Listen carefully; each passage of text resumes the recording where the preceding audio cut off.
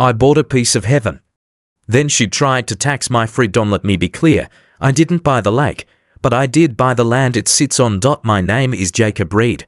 I'm 41, a civil engineer from Colorado, divorced, no kids, just me, my dog, and a dream of quiet. When I inherited $300,000 from my grandmother, I didn't blow it on a sports car or a timeshare in Mexico. I bought 5 acres on Pine Hollow Lake in northern Tennessee, private, wooded, off-grid potential. The listing said, lakefront, property, deeded water access, HOA fees, $150 month. I figured, fine. Most communities have rules. As long as I could swim, fish, and live in peace, I didn't care. I moved in last June. Built a small cabin, installed solar, planted a garden, and on the hottest day of summer, I did what any sane man would do. I stripped down and jumped in the lake. Cool water, sun on my back, no one around for miles. Pure freedom. I didn't know it at the time, but someone was watching, and the next morning, a notice was taped to my front door. Violation notice #PH-88 to FINE. $1. Reason, unauthorized swimming in community waters. Per HOA bylaw 6.4, swimming is restricted to designated hours and areas. Failure to pay within 14 days. Lien filing may occur. I laughed. Then I read it again. Community waters. This was my lake. I stood on the dock, looked at the no swimming sign, and thought, what the hell is going on?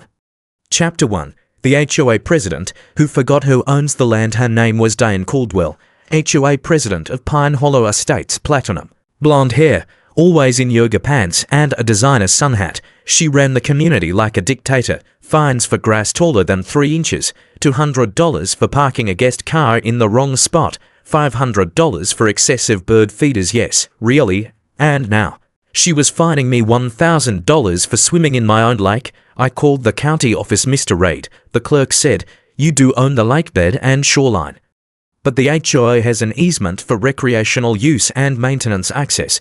But I can swim, right? The easement doesn't grant them ownership, she said. Just usage rights. You still control the water. I hung up, furious. So I emailed Diane. Per my deed, I own the lakefront and lakebed. Swimming is not a violation. I request immediate withdrawal of the $1,000 fine. She replied in 12 minutes. The CC and RS supersede individual deeds. You are subject to community rules.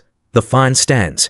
Pay by Friday or face legal action. I stared at the screen. She was bluffing, but she had no idea who she was dealing with, because I wasn't just a homeowner, I was the landlord. Chapter 2. I found the lease, and the power switch. He pulled the full title history, buried in 1987 records, was a bombshell.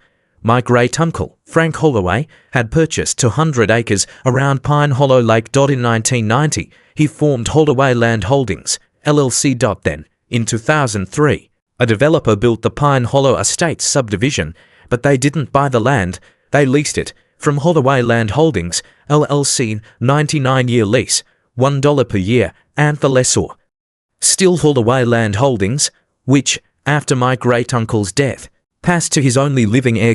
Me. I called the estate lawyer. You're the sole member, he said. The LLC is active. You control the lease. I nearly dropped the phone. That meant the HOA wasn't the owner. They were tenants, and I, Jacob Reed, was their landlord, and under Section 9 of the lease, the lessor has the right to adjust HOA fees to reflect maintenance costs, inflation, or governance violations. In other words, I could raise their dues any time for any reason, and I knew exactly what to do. Chapter 3. The $5,000 revenge. Faye didn't act out of anger. I acted within the law. I drafted a formal notice. Holloway Land Holdings, LLC Pine Hollow Estates Homeowners Association, pursuant to Section 9.3 of the 2003 Master Lease Agreement.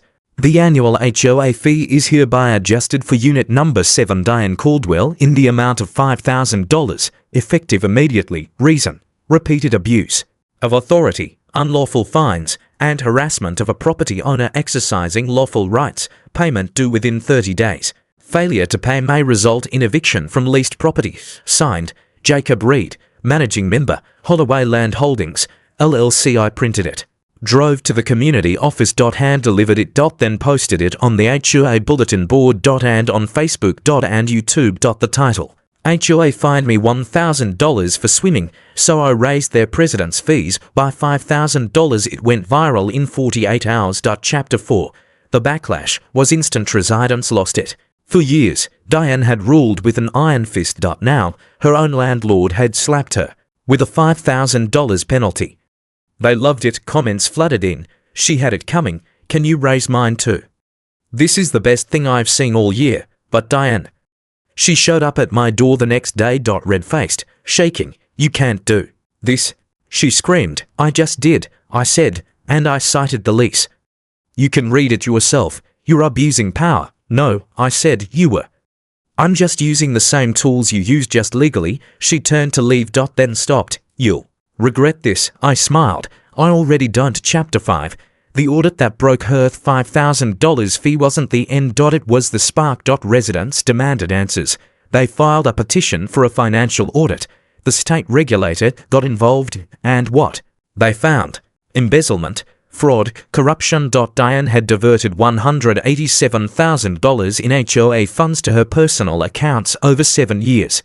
She charged the HOA $12,000 for landscaping at her vacation home. She paid her son $80, vowed to maintain docks. He never showed up. And the no swimming rule.